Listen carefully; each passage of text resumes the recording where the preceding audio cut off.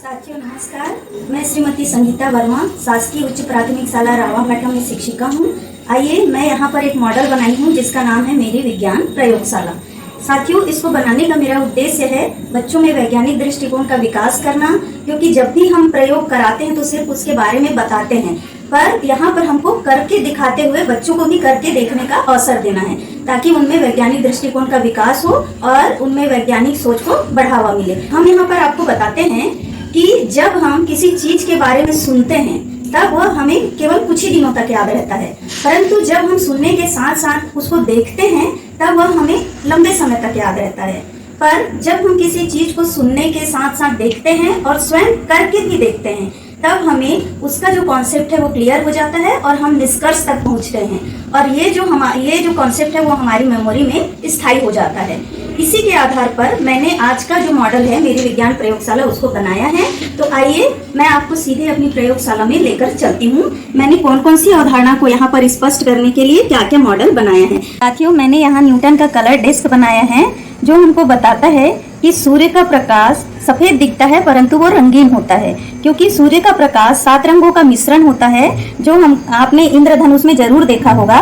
तो इसमें हम देखेंगे कि वह हमको सफेद कैसे दिखता है। ये देखिए, इंद्रधनुष के 7 रंग मैंने एक पुट्ठे में बना दिया है, और जब ये तेजी से घूमेगा तो ये सभी रंग एक दूसरे के ऊपर ओवरलैप हो जाएंगे और हमको केवल सफेद रंग ही दिखाई देगा।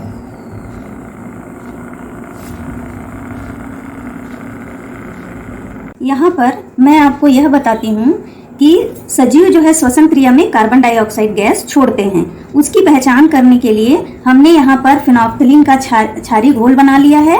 वैसे तो फिनोल्फ्थालीन का विलयन रंगहीन होता है, परंतु क्षारीय माध्यम में वो हमको गुलाबी रंग देता है। इसको दिखाने के लिए मैंने यहाँ ये बताया है कि पौधे भी सजीव हैं और श्वसन क्रिया में ये भी कार्बन डाइऑक्साइड गैस छोड़ते हैं। हम जानते हैं कि कार्बन डाइऑक्साइड गैस फिनोल्फ्थालीन का गुलाबी रंग को गायब कर देता है। तो यहाँ पर मैंने आपको दिख रहा होगा, परख नली के अंदर मैंने कुछ अंकुरित बीज डाले हैं। रुई लटकी हुई है अंदर, जिसको मैंने ये फिनोल्फ्थालीन के विलयन में डुबा दिया था और ये गुलाबी था, जैसा कि आपको बाहर के रुई में दिख रहा है। तो इस तरह मैंने दोनों रुई के बंडल को मैंने गुलाबी रंग से कलर किया फिनोल्फ्थालीन के, और थोड़ी देर के लिए मैंने इसको स्थिर रख दिया।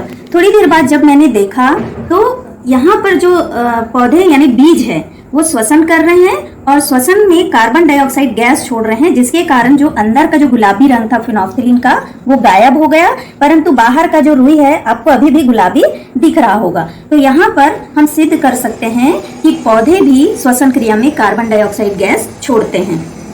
यहाँ मैंने विद्युत के सुचालक और कुचालक की पहचान करने के लिए परिपथ बनाया है, जिसके लिए मैंने एक बैटरी लिया है, विद्युत के तार लिए हैं, बल्ब लिया है और बटन है।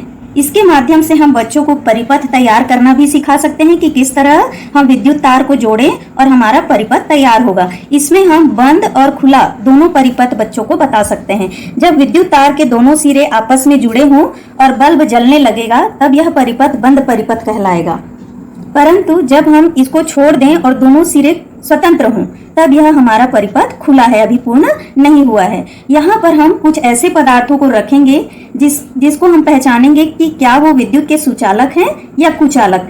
यहाँ कार एक रखा हुआ है, कांच का एक परख नली है, लोहे की कील है, एक पिन है, और साथियों आप चाहो तो यहाँ पर सोने की एक अंगूठी भी रख सकते हैं।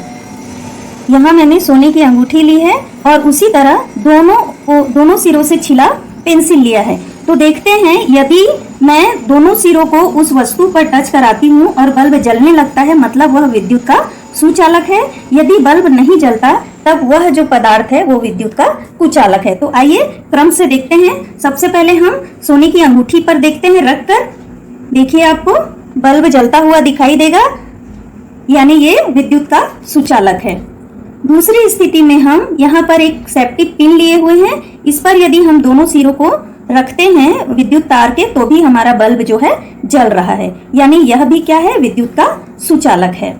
यहाँ हमने कार्क लिया है, इस पर यदि रखें तो हमको देखिएगा आप ध्यान से, बल्ब जो है नहीं जलेगा, यानी ये जो पदार्थ है वो विद्युत का कुचालक है। आइए अब हम कांच की परख नली में चलते हैं। इस पर भी जब हमने विद्युत तार को रखा तो बल्ब नहीं जला।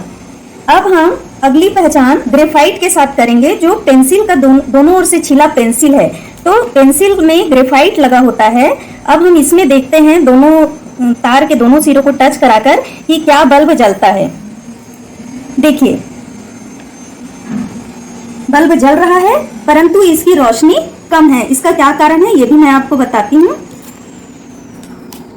अगला जो है, हमने यहाँ पर लोहे की कील ली हुई है। इसके ऊपर जब मैं इस विद्युत तार के दोनों सिरों को रखती हूँ तब भी हमारा बल्ब जो है वो जलता है, यानी यह भी विद्युत का सुचालक है। साथियों, हम सभी जानते हैं कि विद्युत का सुचालक और कुचालक किसे कहते हैं। ऐसा कि मैं आप सबको बता रही थी कि किस पदार्थ को रखने से बल्ब जला और किस पदार्थ पर रखने से नहीं जला। तो यहाँ हम बच्चों को दो चीजें बता सकते हैं, कौन सा पदार्थ विद्युत का सुचालक है और कौन सा कुचालक है। इसी तरह हम धातु और अधातु में अंतर करना भी सिखा सकते हैं। यानी धातु जो होते हैं विद्युत के सुचालक होते हैं, इसलिए जब हमने खुले विद्युत तार के दोनों सिरों को उस पर रखा तो बल्ब जलने लगा। परंतु हम जानते हैं कि ग्रेफाइट जो है धातु है, परंतु वह विद्युत का सुचालक है। अगला प्रयोग हमारा है बच्चों को यह बताने के लिए कि कौन सी धातु अधिक क्रियाशील है और कौन सी धातु कम क्रियाशील है। हम जानते हैं कि अधिक क्रियाशील धातु हमेशा कम क्रियाशील धातु को विस्थापित कर देता है, यानी धातु का धातु द्वारा विस्थापन। इसको बताने के लिए मैंने कॉपर सल्फेट का विलयन लिया है। कॉपर सल्फेट का विलयन बनाने के बाद एक लोहे की जो कील है उसको धागे की सहायता से बांधकर मैंने इस विलयन में कुछ देर के लिए डुबा दिया। कम से कम आधे घंटे के बाद जब हमने परीक्षण किया तो ये देखिए, आपको दिख रहा होगा लोहे की कील में कॉपर की परत जो है वो जमा हो गई है, यानी कॉपर सल्फेट से तांबा जो है इसमें आकर जम गया है और इस जो लोहे की कील है उसका आयरन जो है विलयन में चला गया है। यानी आयरन जो है यानी फेरस जो है वो अधिक क्रियाशील धातु है और वह तांबे को यानी कॉपर को उसकी जगह से हटा देता है और उसकी जगह स्वयं चला जाता है। तो यहाँ आप देख रहे होंगे विलयन के रंग में भी परिवर्तन हो गया। कॉपर सल्फेट का जो विलयन है उसका रंग भी पहले से परिवर्तित हो गया और यहाँ पर कॉपर धातु इस लोहे की कील में आकर जम गई। साथियों, यहाँ मैं आपको बताना चाहती हूँ कि प्रकाश सीधी रेखा में चलता है, पर क्या हम प्रकाश सीधी रेखा में चलता है इसको कभी देखे हैं? तो यहाँ बच्चों को दिखाते हुए कि वास्तव में प्रकाश सीधी रेखा में चलता है कि नहीं, ये बताने के लिए हमने यहाँ पर प्लास्टिक का एक चौकोर डिब्बा लिया है, एक धूप बत्ती जलाकर रख दिया है और इसके ढक्कन को हम थोड़ी देर के लिए बंद कर देंगे ताकि डिब्बे के अंदर धुआं भर जाए और प्रकाश की किरणें इस धुएं भरे वातावरण में हमको दिखाई दे। अब इसके लिए हमने यहाँ पर एक लेजर लाइट लिया है जिसके किरण को हम इस डिब्बे के अंदर भेजेंगे, तब हमको प्रकाश की जो किरणें हैं वो सीधी रेखा में दिखाई देंगी।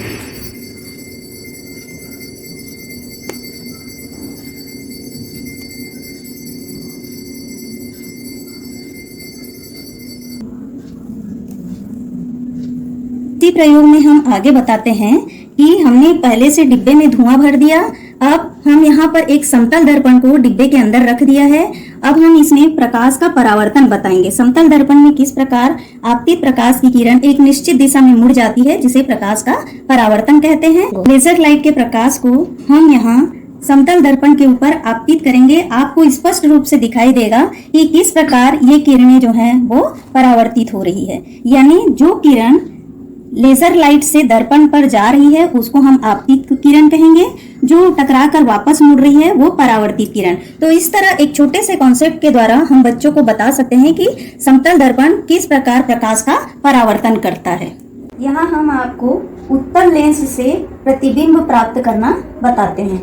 इसके लिए हमको एक मोमबत्ती चाहिए, एक लेंस चाहिए उत्तल लेंस, और एक पर्दा चाहिए जिस पर हम प्रतिबिंब प्राप्त करते हैं। यहाँ पर वस्तु जो है मोमबत्ती है और मोमबत्ती का प्रतिबिंब पर्दे पर किस प्रकार प्राप्त होता है ये हमको बताना है।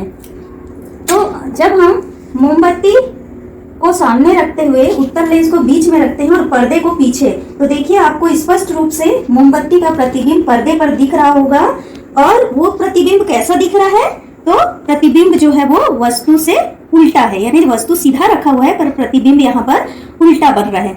और जब हम वस्तु को लेंस के पास लाते हैं तब प्रतिबिंब की आकृति में क्या अंतर होता है, तो प्रतिबिंब का आकार जो है वो बढ़ रहा है। जैसे जैसे हम इसको दूर ले जाएंगे प्रतिबिंब का आकार छोटा होगा और लेंस के पास वस्तु को लाने से प्रतिबिंब का आकार बढ़ता हुआ दिखाई देगा। यहाँ हम आपको ध्वनि के तारत्व के बारे में बताते हैं कि किस प्रकार तारत्व अधिक होने से ध्वनि जो है पतली होती है और तारत्व कम होने से ध्वनि जो है मोटी होती है। जैसे आपने अंतर देखा होगा, लड़कों की आवाज मोटी होती है और लड़कियों की आवाज पतली होती है, तो उसका कारण जो है ये तारत्व ही होता है। इसका प्रयोग हम एक छोटे से मॉडल के द्वारा आपको बता रहे हैं, जहाँ पर अलग अलग तारत्व का मैंने यहाँ पर रबड़ लिया हुआ है और इसकी ध्वनि को बजाते हुए देखते हैं इसमें क्या अंतर होता है। ध्यान से सुनिएगा।